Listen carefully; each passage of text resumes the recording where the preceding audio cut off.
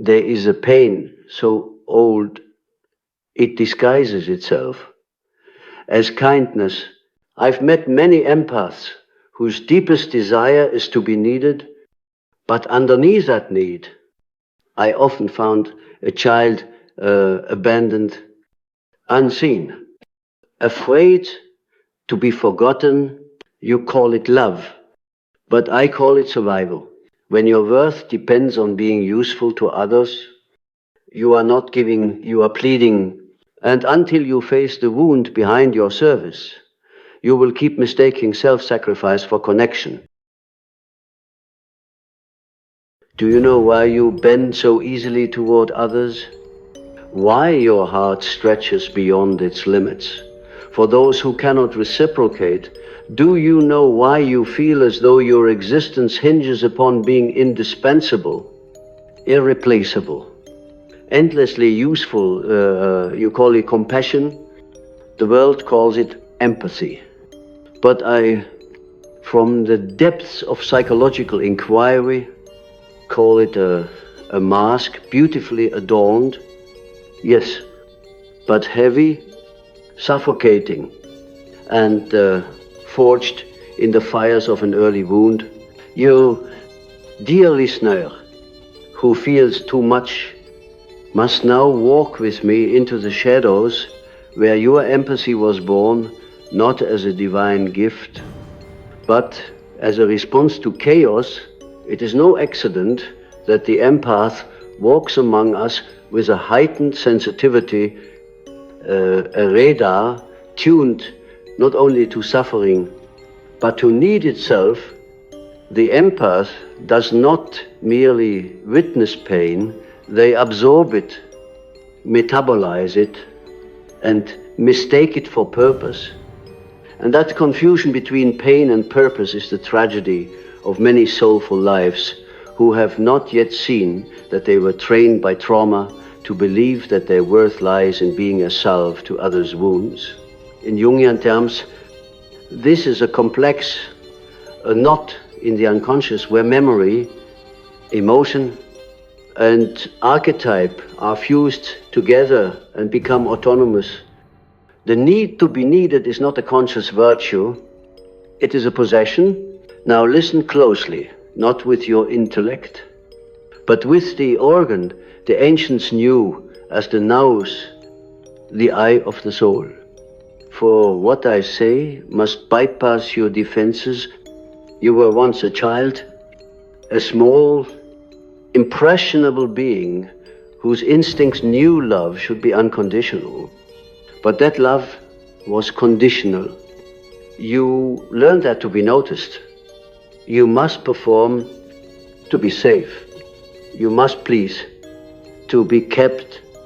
You must anticipate your antenna, so finely tuned. Now, it was not divine grace, it was the adaptation of a nervous system learning to survive an emotionally unreliable environment. This is not a crime. It is not your fault, but it is your inheritance, and it is heavy. What we often call the empathic soul is, in many cases, the unmothered child in an adult body. The child who became the parent to the parent, the child who turned their skin into a mirror for others to find themselves, so that they might be allowed to stay in the room. This child becomes the adult who cannot say no, who feels guilt in rest, who is magnetized to the broken, the chaotic, for the unstable, because that is the language their nervous system first learned to speak. And thus arises the archetype of the wounded healer. But beware, if the wound is not integrated, the healer will heal others and bleed out quietly in the process. Let us walk further into the cave, where the fire of understanding casts long shadows.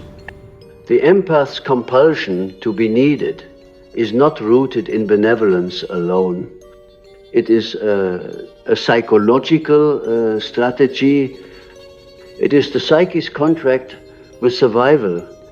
If I am needed, I will not be abandoned. This sentence is written on the walls of the unconscious. This is the origin of the martyr archetype, not as a saint, but as a sacrificial mechanism. The trauma-bound empath equates indispensability with safety, and so they make themselves essential at work in relationships, in families. They become the fixer, the one who remembers the birthdays, who reads between the lines, who always picks up the phone at midnight. But in doing so, they are rarely met. For how can one be met when they are always bending, shape-shifting, dancing in response to another's needs? The empath, in this state, does not know who they are outside of others. And this is a crisis. The true self, the self with a capital S in Jungian psychology, is not discovered through perpetual giving. It is discovered through the sacred task of individuation, the long pilgrimage inward, where one meets both the angel and the beast within. Now imagine a dream, as dreams are the royal road to the unconscious. In this dream, a woman walks through a desert, her hands outstretched, palms bleeding. She comes upon a village where people lie sick and starving. She rushes from one to the next, laying hands on their wounds, offering her blood, her food, her breath. They are healed, but she withers. Her skin cracks, her bones show, and yet she continues smiling.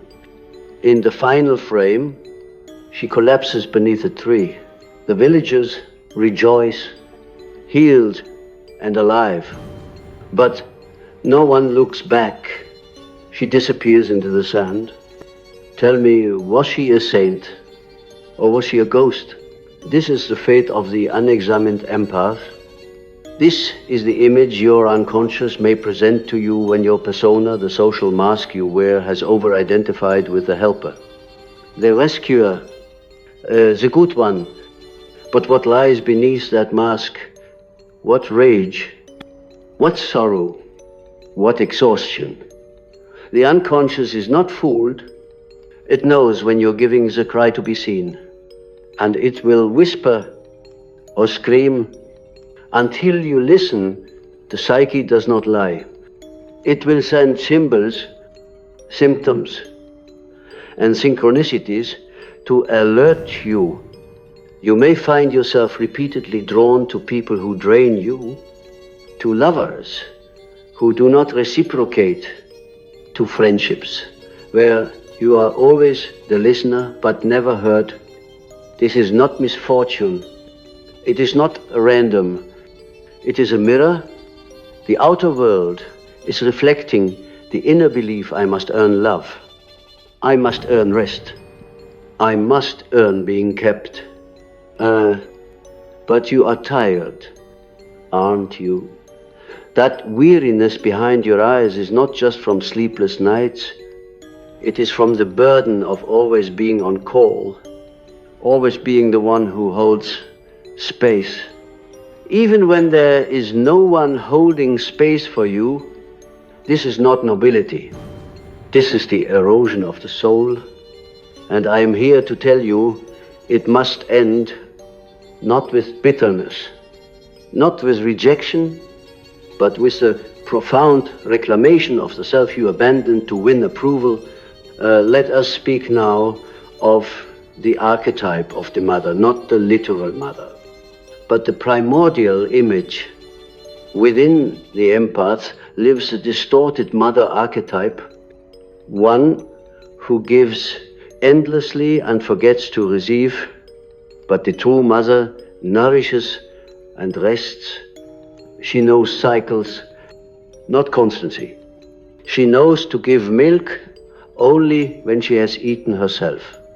You must re-internalize this archetype in its healthy form, for otherwise you will become what the alchemists warned against, the one who seeks to transmute others' lead into gold, while remaining covered in soot. This is the shadow of the empath, the resentment that brews in silence. The unspoken expectation that others will one day see all you've done and return the favor.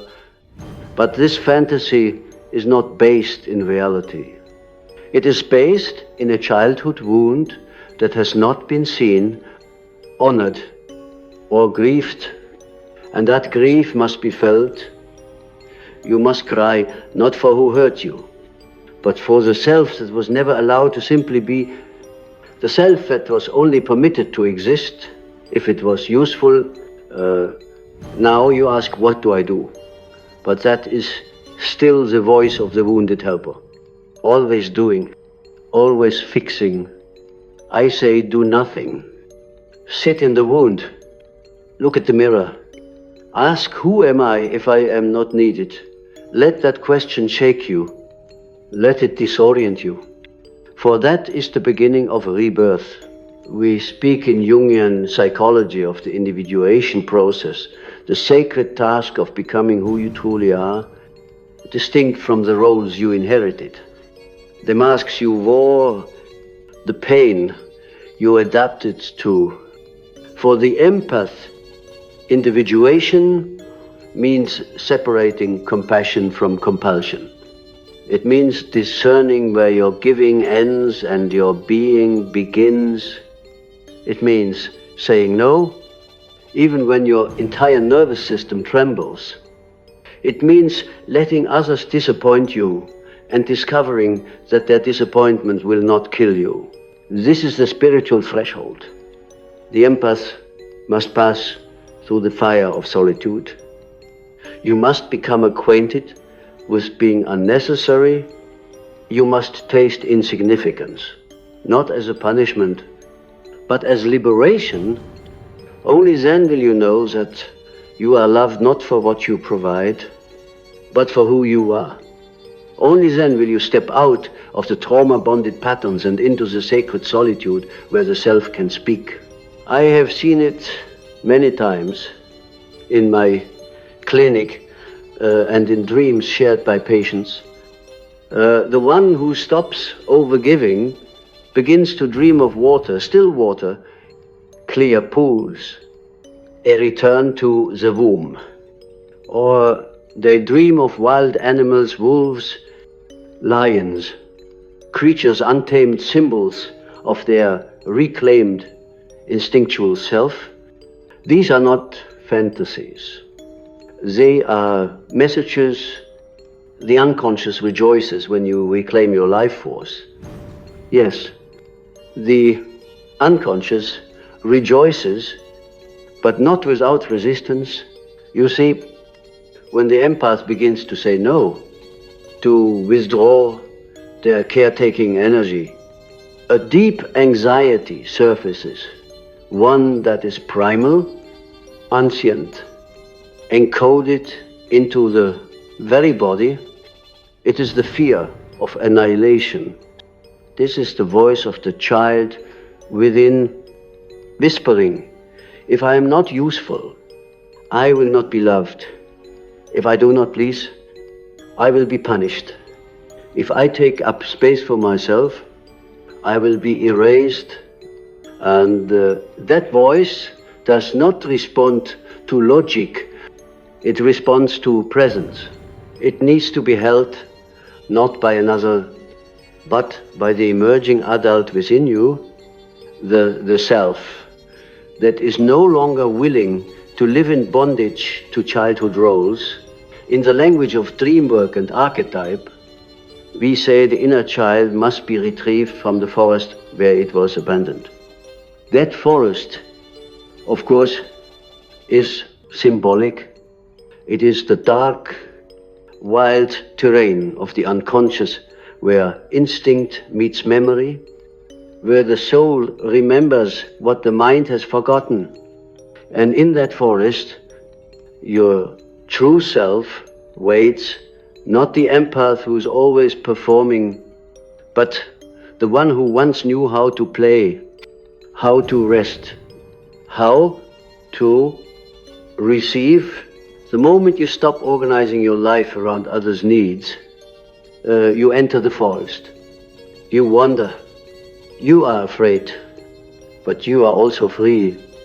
The trees do not demand productivity. The animals do not require you to fix them. The wind does not need you to apologize. You are, for the first time, a being among beings, and in that sacred wilderness, the self speaks not in words, but in symbols, in silence, in spontaneous emotion. It whispers, you are not here to be needed, you are here to be whole. But the persona resists. The persona is the mask. We show the world. For the empath, that mask is kindness, helpfulness, tirelessness. It is the one who never gets angry, who never asks for anything, who gives and gives and gives. And when the persona is threatened, when you begin to take back your energy, it feels like death, because in a way it is the death of a false self. And all death in the psyche precedes rebirth. Do you recall the myth of Inanna, the Sumerian goddess who descended into the underworld to face her sister Ereshkigal, the shadow aspect of herself? Inanna was stripped of her garments at each gate, humiliated, emptied, and ultimately killed before being reborn. This is the empath's journey. You must dissolve. You must be stripped of your roles, your compulsions, your need to be needed. You must face the sister, the shadow, the part of you that resents, that rages, that longs, and you must not banish her.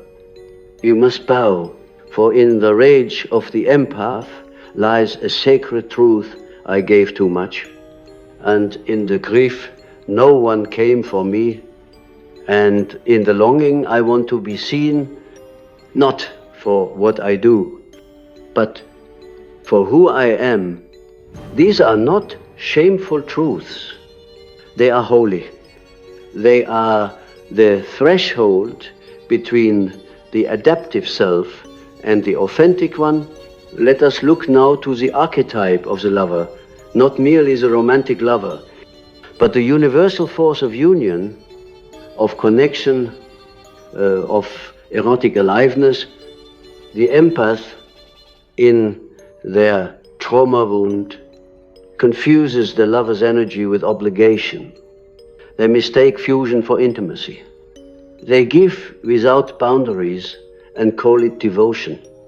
But the true lover knows self-possession. The true lover says, I bring all of me to the table. Not to be consumed, but to be met. And this, for the healing empath, is the turning point to move from being absorbed by others' needs to being sovereign in one's own field. I must speak now of projection, for this is how the unconscious speaks through our relationships. The empath often projects their own unhealed inner child onto others. They see the wounded boy, the fragile girl, the neglected soul, and rush to save them.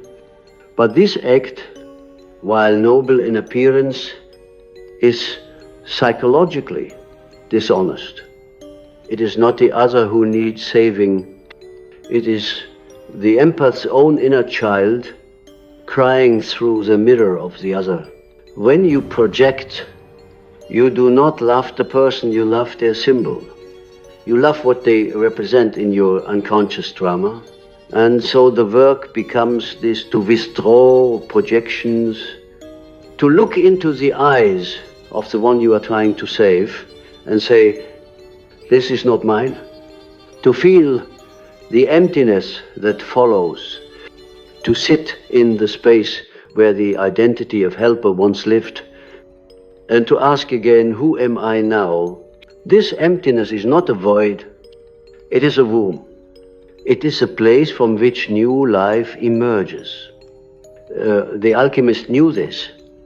They called it the nigredo, the blackening, the decomposition of the false before the birth of the real. And just as the prima materia must be broken down before gold can be formed, so must your compulsions dissolve before the self can shine. Do not be afraid of this dissolution. Yes, you will cry. Yes, you will feel lost. Yes, you will question everything. But this is the sacred confusion before clarity, the sacred darkness before dawn. And in time, you will feel something new. Arise not the frantic desire to help, but the quiet joy of presence. Not the need to be needed, but the peace of being. I must tell you this: the healed empath does not stop caring. They do not become cold or selfish or closed. They become discerning. They become rooted. They become whole. And from that wholeness, their empathy becomes a gift, not a currency. They give not to be loved, but because they are love. Let us imagine now another dream. A man walks through a house he does not recognize. Each room is filled with people asking for his help. One asks for food, another cries, another hands him a broken object. He tries to meet their needs. But the more he gives, the more the rooms multiply. Finally, exhausted, he sits down, and then from behind a hidden door, a voice whispers, "Come here." He follows the voice into a small room. It is empty, quiet. There is a mirror. He looks into it and sees himself as a child, smiling. The child says, "I've been waiting. This is the moment of return." When you stop running from the emptiness, when you stop chasing affirmation through service, when you meet yourself naked, unadorné, not needed, but real, this is the birth of the self, and in that moment, you may find that your dreams change, no longer filled with chaos or endless tasks, but with symbols of integration bridges, circles. Animals returned to their wildness, your voice speaking clearly, your body resting. These are signs. They are not small, they are sacred. The unconscious is telling you, well done. You are coming home, but the world may not applaud this transformation. The people who once leaned on you may be confused, even angry. They were attached to the role you played. They may say, you've changed, and they are right. You are no longer playing the savior.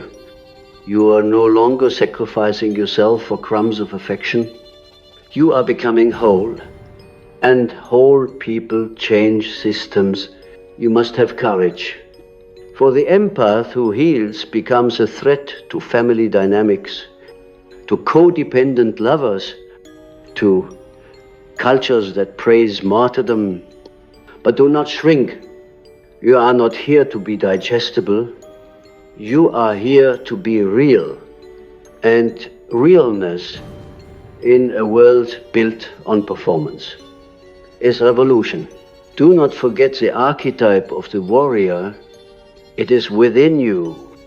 The warrior does not seek conflict, but they do protect the sacred. And what is more sacred than your own life force, your own boundaries, your own becoming? Call upon this archetype. Stand in its energy. Let it hold your spine straight when guilt tells you to bend. You were not created to disappear into others. You were created to be a universe unto yourself. And from that center, you may choose freely, joyfully, to extend your care, but it will no longer be a bargain. It will no longer be a plea. It will be an offering. And if no one accepts it, you will still be whole. This is the paradox. The more you detach from the need to be needed, the more powerful your presence becomes.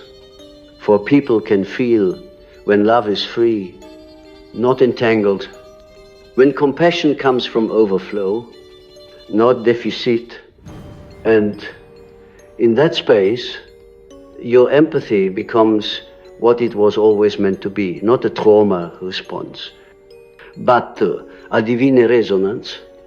Yes, your empathy becomes what it was always meant to be, a divine resonance, a song of the soul, no longer distorted by the fear of abandonment, but before that melody can sing freely through your life. There remains one final descent, a sacred encounter with the deepest archetype of all the shadow. The shadow, as I have long described, is not evil. It is simply that which is rejected. It is the part of you you were taught not to be. For the empath, the shadow often contains anger, selfishness, ambition, sexuality, and the terrifying truth of your unmet needs. And so, over the years, you disowned them. You tucked them into the unconscious and replaced them with kindness, helpfulness, moral superiority. You wore light like armor and forgot the beauty of your darkness. But the shadow will not remain silent. It leaks through your tone, your exhaustion, your secret bitterness. It appears in your dreams as snakes, devils, or abandoned children. It shows up in your relationships as passive aggression or an inability to receive, and it asks persistently, relentlessly to be seen. You may resist it. You may say, but I'm a good person. I help, I love, I serve, and I ask you, must goodness always bleed? Must it always be tired? Or is your goodness a mask for the grief of never having been chosen? Just for being you. The journey into the shadow is the most courageous step an empath can take. It means reclaiming the parts of yourself that were once shamed. It means saying, I deserve a space, I deserve rest. I am allowed to take up room. It means facing the parts of you that want to scream and rage and say, why did no one see me? And rather than judging them, you must embrace them.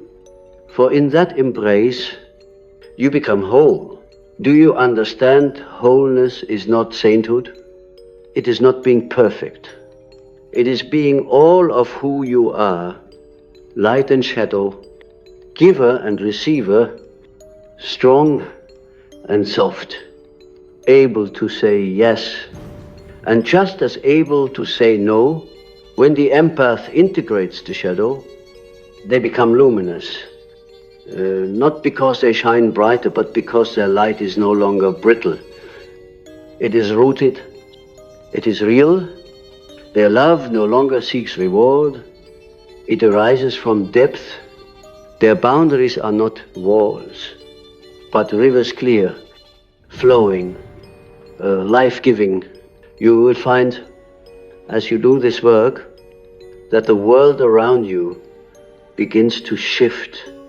Those who only knew how to relate to your giving may fall away. Let them. That is not rejection. That is alignment. And in their place will come others, those who meet you as equals, who do not need saving, who see your soul, not just your service. And most importantly, you will meet yourself. You will stand in the mirror, not as the helper, not as a needed one, but as the eternal soul you've always been. You will look into your own eyes and say, I see you. I will not abandon you again. And in that moment, the inner child, the wounded healer, the rejected self, they all come home. Let me offer now another image, a dream, perhaps from the collective unconscious. A great tree stands alone on a hill. Its branches stretch wide, heavy with fruit. People come from all directions to take what they need. The tree gives without protest, but over time its leaves grow thin, its bark peels, it begins to die. One day a wind comes, a great roaring wind, and snaps a branch. The people scatter, the tree weeps, but then something strange happens. The broken branch falls to the soil and takes root. A new tree begins to grow smaller. Yes, but vibrant. It is not visited as often, but it does not mind. It grows slowly, surrounded by silence, touched only by the sun and the rain. And its roots go deep, so deep that when the next storm comes, it does not break. It sways, it endures, it lives. This, my beloved listener, is your transformation from overextended martyr to sovereign being, from compulsive giver to sacred vessel, from being needed to simply being. And yet your ego will protest again. It will say, if I stop being useful, I will be forgotten. This is a final illusion. You are not loved for your usefulness. You are loved for your essence. And if someone only values you for what you provide, they have never truly seen you. Let them go. Set them free. And in doing so, you will set yourself free. You are not here to rescue everyone. That is not your burden. That is a Messiah complex, another mask trauma wears. You are here to be whole, and from that wholeness you will radiate a different kind of love, a love that empowers rather than enables, a love that mirrors rather than absorbs. Some may say to you, you've changed. Smile and say, yes, I've remembered who I am. You may feel lonely at first. Transformation often brings solitude, but solitude is not abandonment. It is sacred space, the cocoon before the flight, the silence before the song. And in that silence, you will feel it, that still small voice, the voice of the self, not frantic, not demanding, just present, just truth. It will say, you are enough. You have always been enough. Come home.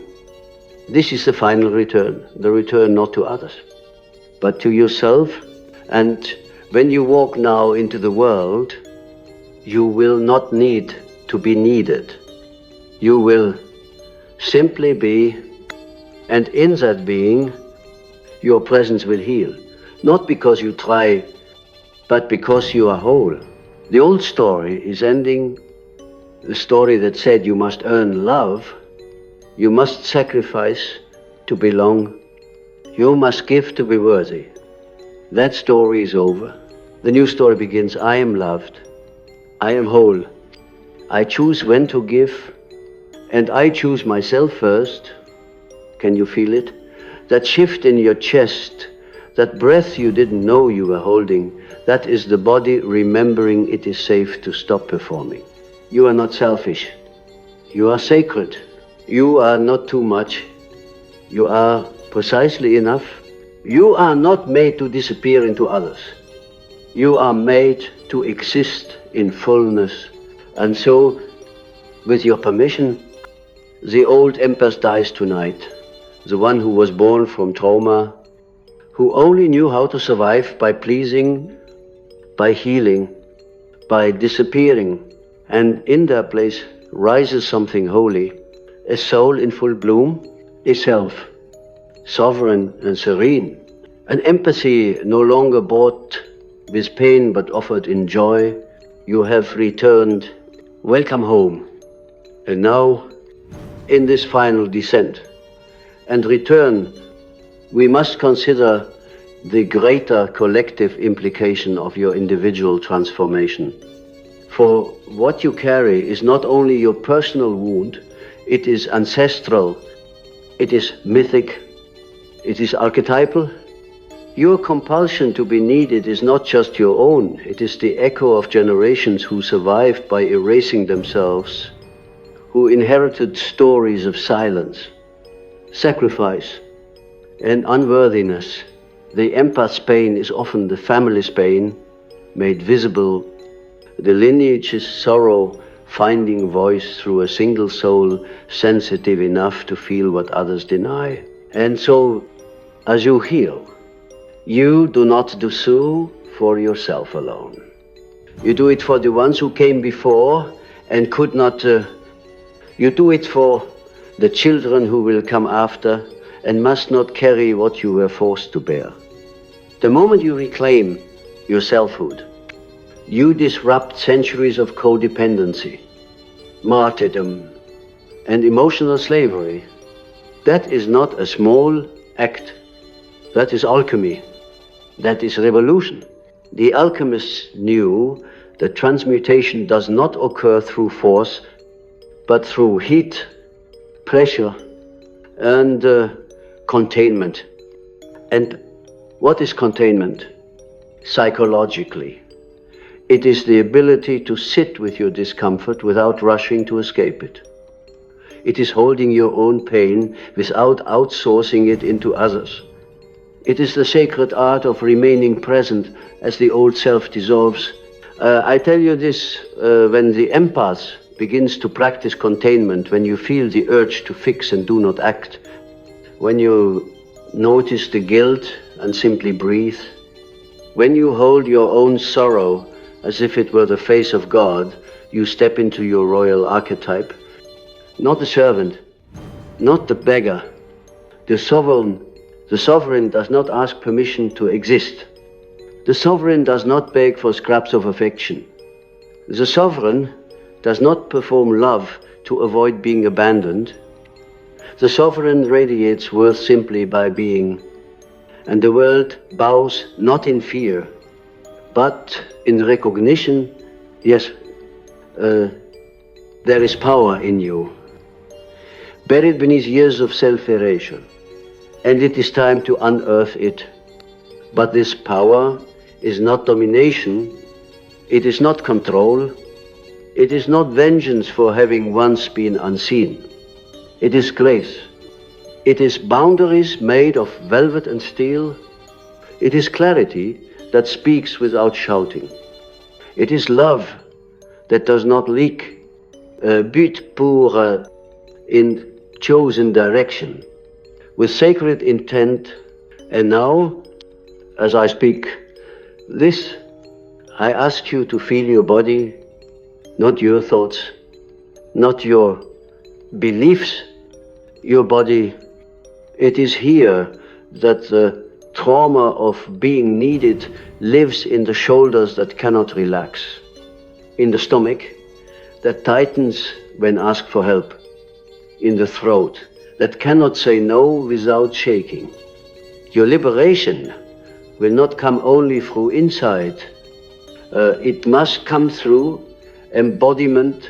You must learn again how to rest without guilt, how to receive without explanation, how to feel without fixing, how to want without apologizing.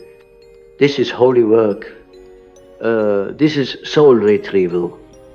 And it cannot be rushed. There will be days when you forget, when you say yes too quickly, when the old self knocks on the door wearing the mask of duty, of loyalty, of just one more favor. Do not shame yourself. Smile at the visitor. Say, I see you, I thank you, but I no longer live from that place. And return to breath, to stillness, to truth. In time, you will notice something extraordinary. The world will no longer feel so loud. You will no longer feel so overwhelmed. Not because it has changed, but because you will walk into rooms and no longer scan for need. You will sit in conversation and no longer lose your voice. You will look in the mirror and see not a tool for others, but a being infused with divine essence, and you will begin to dream again. Oh, the dreams of the healed empath, what visions they bring. No longer the frantic symbolism of being chased, devoured, drained, but images of rivers, of flight, of reunion with the self.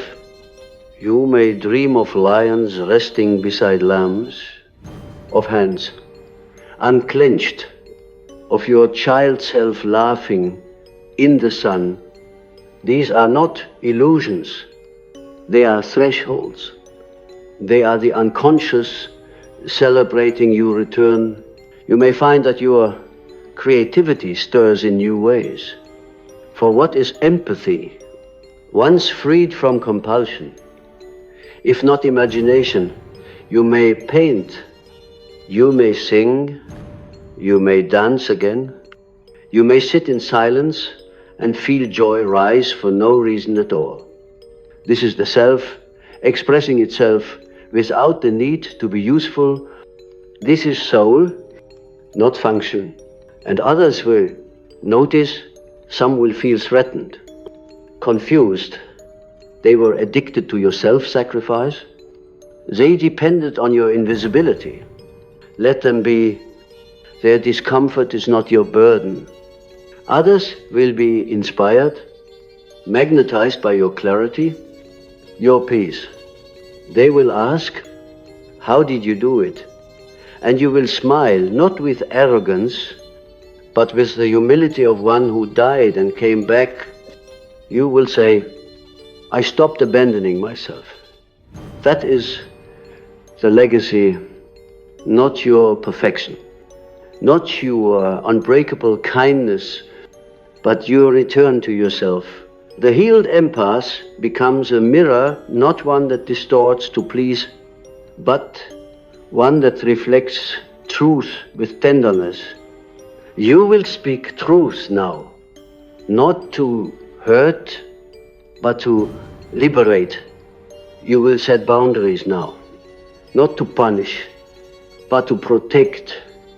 You will choose relationships not based on who needs you, but on who sees you. That is the difference between entanglement and intimacy. And the intimacy that awaits you now, not just with others, but with your own soul. You will begin to savor solitude.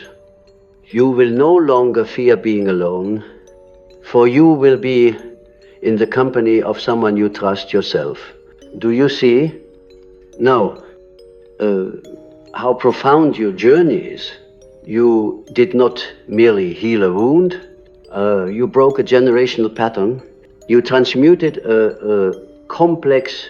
You retrieved a soul. You remembered that love is not something to earn, but something you are. That is the highest realization of the empath. Not the doing, but the being. Not the gift, but the essence. And from that place, everything changes. Not all at once. Not without tremble, but permanently. The old story has no home here anymore. And so I say to you now, who once felt needed in order to survive, you are needed by no one. And that is your freedom, because now, at last, you are wanted by you. Let that be enough. Let that be your sanctuary. Let that be your throne. And when the world next comes to take from your branches, let them find a tree that gives not from compulsion, but from fullness. Let them taste fruit that grew from roots, nourished in truth. You are no longer the empath who disappears. You are the soul who has emerged, whole, alive, seen by you. Welcome home.